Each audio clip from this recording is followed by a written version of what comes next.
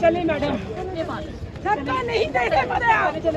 आप लोग रास्ता तो देखिए, ये पाकिस्तान है, ये आजाद पाकिस्तान है।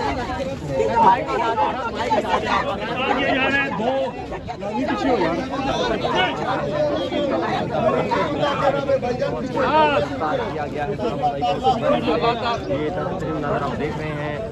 इससे पहले तरीके साहब के कई कारकुनान को जो है गिरफ्तार किया जा चुका है।